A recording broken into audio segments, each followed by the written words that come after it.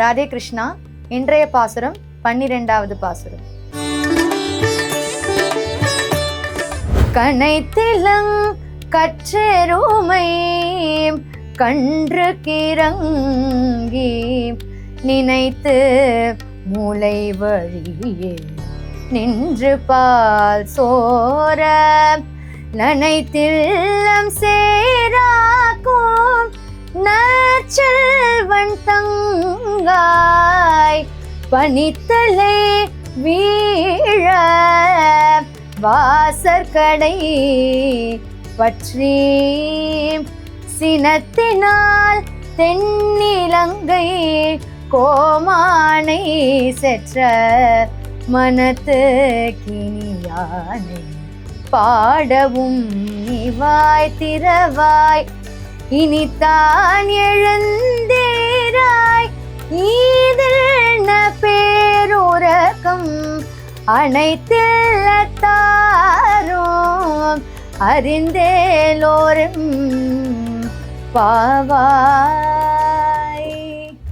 ஸ்ரீமதே ராமானுஜாய நமஹ. ஸ்ரீமதே நிகமாந்த மகாதேசிகாய நமஹ. ஸ்ரீமதே ஆதிவன் ஷடகோப இதீந்திர மகாதேசிகாய நமஹ. ஸ்ரீமதே ஸ்ரீவன் ஷடகோப ஸ்ரீ ரங்கநாத இதீந்திர மகாதேசிகாய நமஹ. தி டிவைன் தமிழ் நேயர்களுக்கு என்னுடைய சிரம் தாழ்ந்த நமஸ்காரங்கள். திருப்பாவை 12ஆம் பாசுரத்திலே இன்றைய தினத்திலே ஆண்டாள் அருளி செய்த பாடலுடைய விளக்கத்தை இன்று நாம் அறியவிருக்கிறோம். 12ஆம் பாடலிலே கற்று கறவை என்று சொல்லக்கூடிய கனைத்திளம் கற்றெருமை, கனைத்து இளம் கற்றெருமை கன்று கிறங்கி, அந்த பாடலிலே ஆண்டாள் சொல்லக்கூடிய தத்துவம் என்ன? எருமை மாடுகள் எல்லாம் விசேஷமாக இந்த தோழியினுடைய இல்லத்திலே வந்து அப்படியே தன்னுடைய பாலை சொருகின்றனவாம். அந்த பால் சேராக மாறுகிறது. எப்படி? பகவானுடைய மகிமையை பாடக்கூடிய அந்த தோழியினுடைய பக்தியைக் கண்டு, அன்னவளுடைய தூய்மையான ஹரிபக்தியின் மேன்மையைக் கண்டு அந்த எருமைகளெல்லாம் தன்னையும் மறந்து பாலை சொரிந்து கொண்டே இருக்கிறது.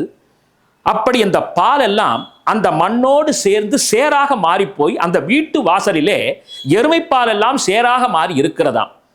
அந்த சமயத்திலே இந்த மார்கழி மாதத்திலே அந்த மாயவனை பாடுவதற்காக நாங்கள் எல்லோரும் வந்து நிற்கிறோம். அதுவும் எப்படிப்பட்ட காலம்? இந்த மார்கழி என்பது காலையிலே பனி பொழியக்கூடிய காலம். ஆதி காலத்திலெல்லாம், ஆண்டாளுடைய காலத்திலெல்லாம் வெந்நீர் என்பது கிடையாது. எனவே பச்சை தண்ணீரிலே கூபம் என்று சொல்லக்கூடிய கிணற்றிலோ ஆற்றிலோ குளத்தில் தான் தீர்த்தமாடிவிட்டு, அதாவது நீராடிவிட்டு வருவார்கள். அதுவே பயங்கரமான குளிர்.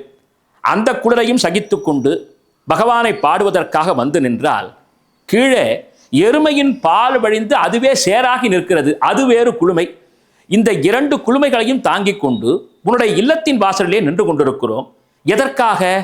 அந்த மாயனான பகவானை அடைய வேண்டும், அவன் திருப்பதத்தை பற்ற வேண்டும் என்பதற்காக நின்று கொண்டிருக்கிறோம்.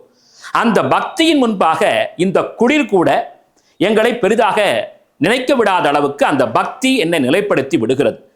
அன்று ராவணன் என்று சொல்லக்கூடிய அசுரனை கோபத்தோடு அழித்தவனாகிய ராமனுடைய பெருமையை இந்த நேரத்திலே எடுத்து எம்புகிறோம். அன்று ராமாயணத்திலே இன்று போய் நாளை வா என்று சொல்லி அறப்போரை நடத்தினான் ராகவன். ராவணன் தோற்ற பிறகும் கூட அவனுக்கு ஒரு வழி காண்பித்தான். இன்று செல், நாளை வருக. அந்த நேரத்திலாவது அவன் தன்னை திருத்திக் கொள்ள மாட்டானா என்று பார்த்தான். ஆனால் அவனுடைய குணம் அவனை விட்டுவிடவில்லை.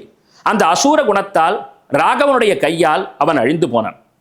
எனவே அப்படிப்பட்ட அந்த ராமனுடைய புகழை பாடக்கூடியவர்களாக நாங்கள் எல்லோரும் நின்று கொண்டிருக்கிறோம்.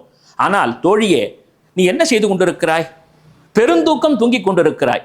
இப்படிப்பட்ட தூக்கம் தேவைதானா? இந்த நல்ல மார்கழியிலே, இப்படிப்பட்ட ஒரு அற்புதமான காலை பொழுதிலே பனி எல்லாவற்றையும் மறந்து, குளிரை மறந்து, அந்த பகவானை, ஸ்ரீமன் நாராயணனை, அவன் திருவடியை பற்ற வேண்டும் என்ற எண்ணத்தில் அல்லவா நீ வர வேண்டும்.